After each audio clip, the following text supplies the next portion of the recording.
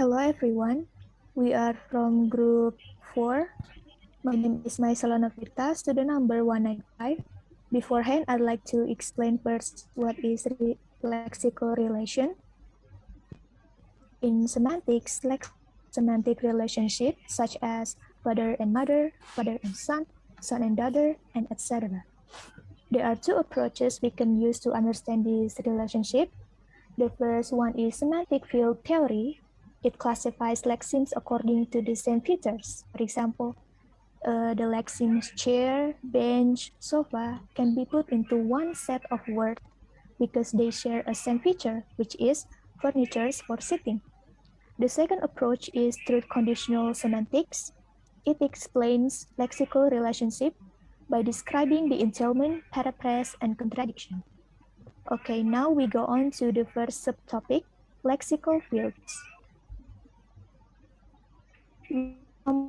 To determine the same features shared by lexemes. For example, tiger and wolf can be put into one set of lexemes because they share the same components. They are carnivores and also mammals. These components should be put into brackets. But what about eagle? It is also carnivores. Yes, but it is not mammals. So it's important to determine where a lexeme belongs to based on their specific components.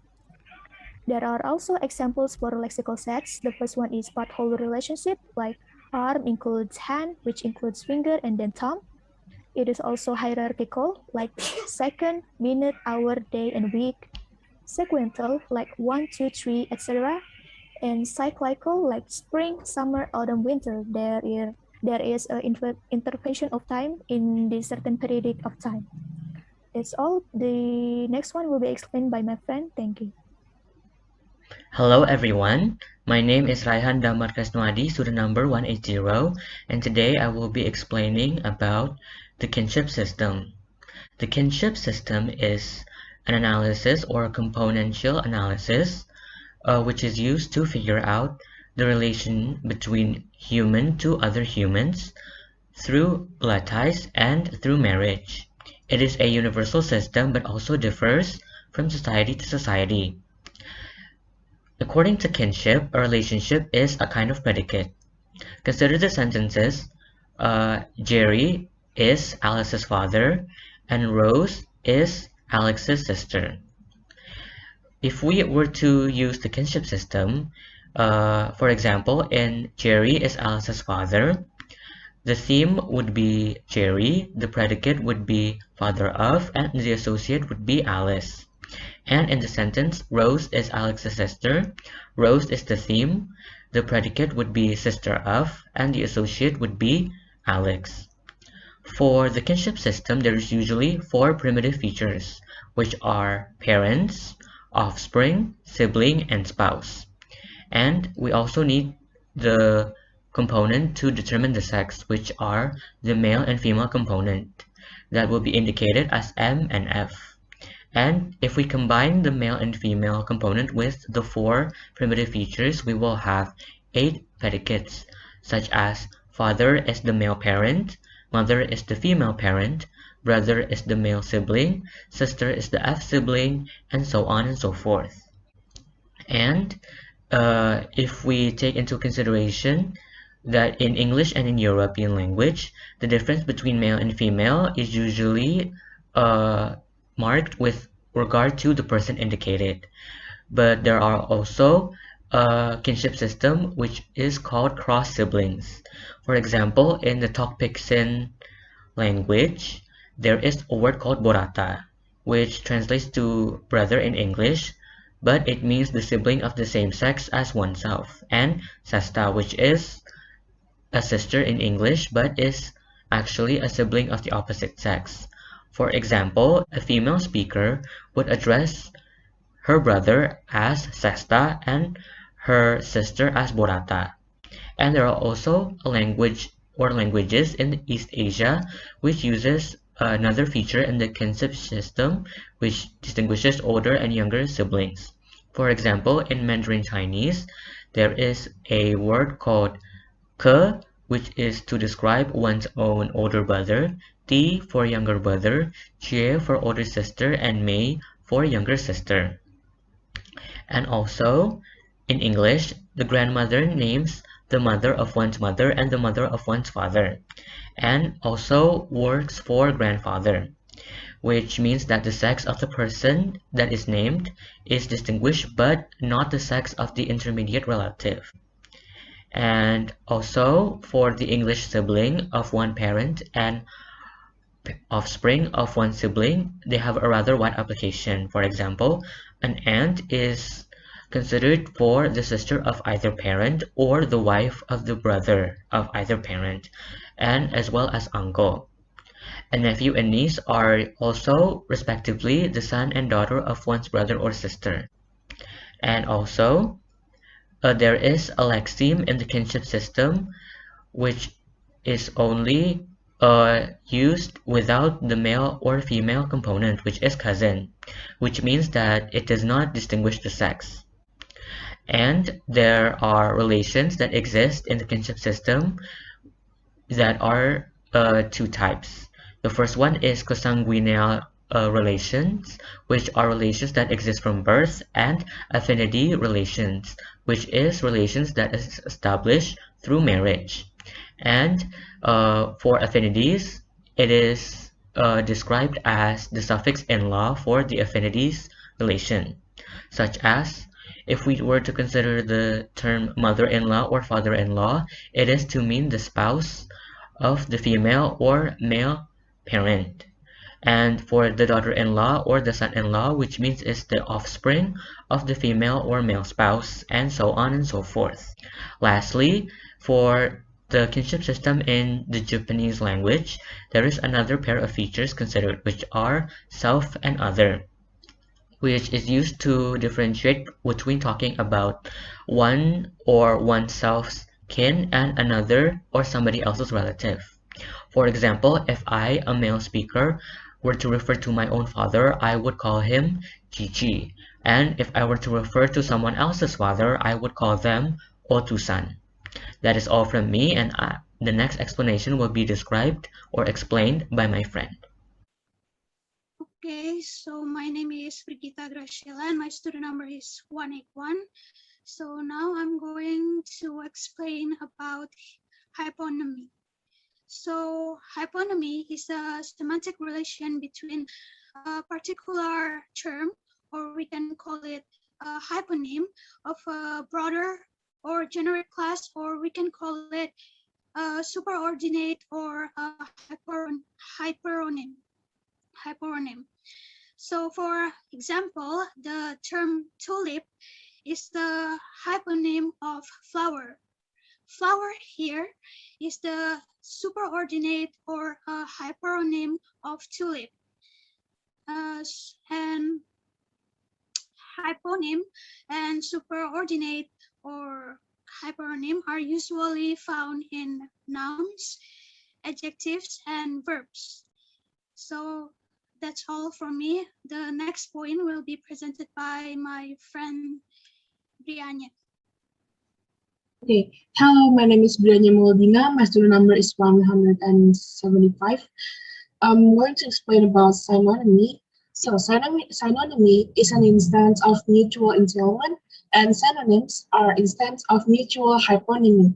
Synonyms are typically single lexeme on the same weight, and so for example, large is a hyponym of big, and big is a hyponym of large. The longer term explains the simpler term, but not the other way around. So I give some examples here. While postman and mailman make equivalent predication, we consider this a dialect difference rather than an instance of synonymy. Some speakers of English know only one of these terms, but which term it is depends on where the speaker lives or where the speaker grew up. Some speakers know both lexemes but use on one more than the other, or use one exclusively but recognize the other.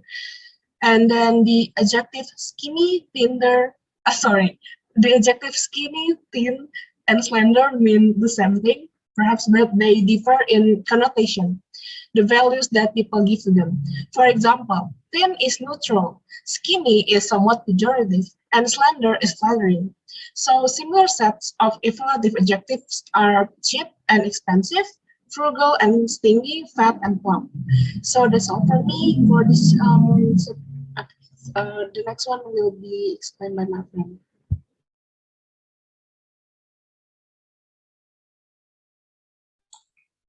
Hello, my name is Raiza Karim, student number 176. Today I will explain about antonymy.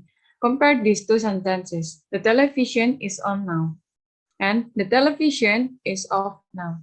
Compare these sentences. Are they different? Do you think they are different? They are contradictory, right? Thus, how do we call them? Two sentences that have the same subject and have predicates which are antonyms are mutually contradictory. So, what are antonyms? Antonyms are opposite in meaning. Is antonym only limited to two sentences that contradict only in their predicates? Actually, no. It's because antonyms can occur as predicates, as in is or is not. And then antonym can also occur as nouns, as in communist and non-communist. And then antonym can also occur in verbs, as in advance and retreat. And then antonym can also occur in a form of adjectives. English has various pairs of measure adjectives. Measure adjectives are adjectives that can be combined with expression of measurement. For example, big, little, large, small, heavy, light, as in 4 feet long, 12 years old, and etc. The meaning of the adjectives relating to size dependent on the topics. Take an example, a big rat is not as big as a small elephant. In each of the pair of measure adjective, there is a marked and an unmarked. The unmarked member also means global member of the opposition. For example, in the pair old, young, the global or unmarked adjective is old. It is used with units of time to express age. The baby is 11 days old. The sentence doesn't mean to say that the baby is old. For the next, I'll explain about binary and non-binary antonyms. Binary or polar antonyms is no comparison or scale. Something is either being one thing or another.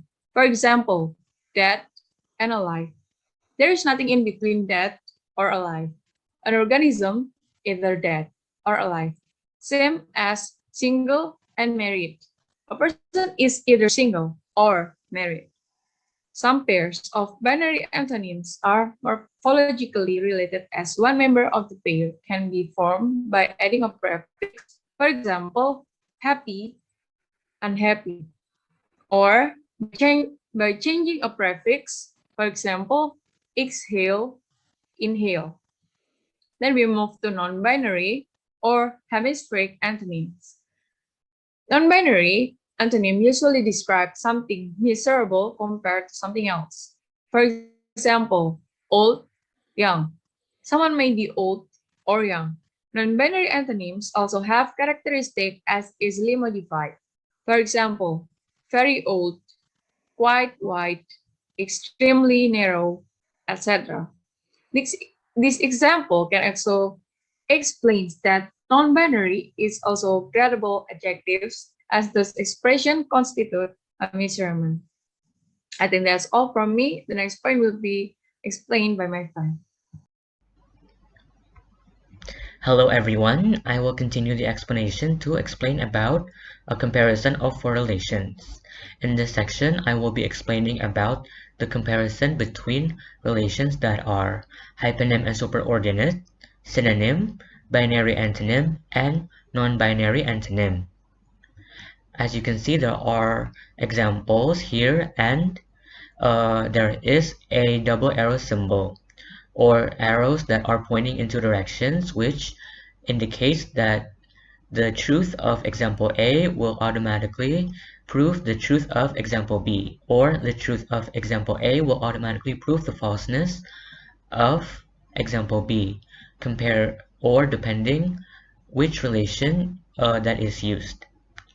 If we look at the example here, it can be seen that the synonym and the binary antonym almost has a mirror image or is a mirror image of each other. For example, in the synonym example here, where if one of the two sentences is true, then the other example is true. For example, if John is a seaman, then automatically John is a sailor. But if the example A is false, then the example B is also false. And for the binary antonym, if the example A is true, such as the door is open, then the other is false. The door is closed, and vice versa. For the non-binary antonym, it is similar to the binary antonym, where the truth of example A will automatically mean the falseness of example B.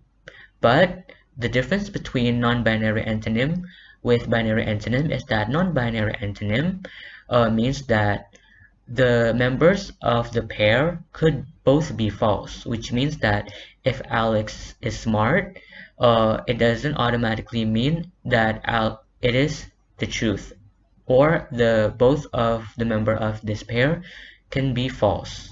For the hyponym and superordinate relation here, they also create or form a different pair. For example, if the superordinate in here, the example is Buddy is a dog is true, then the hyponym will automatically be true, which in this example is Buddy is a collie, and vice versa. That is all from me, and the next explanation will be described by my friend.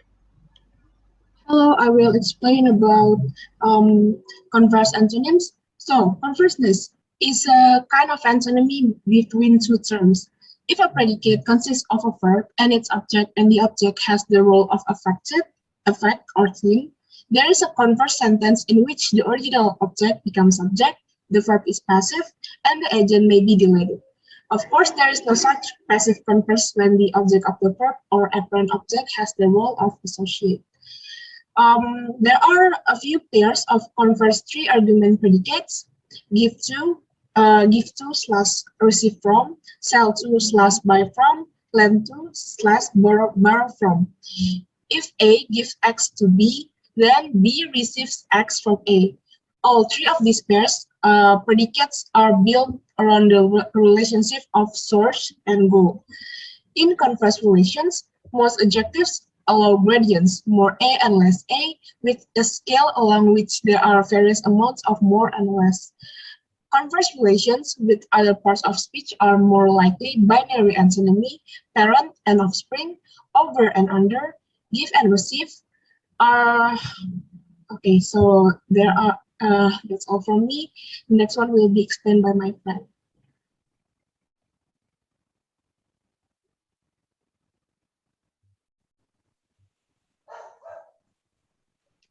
Now I'm going to explain about symmetry and reciprocity. So symmetry and reciprocity are related to each other.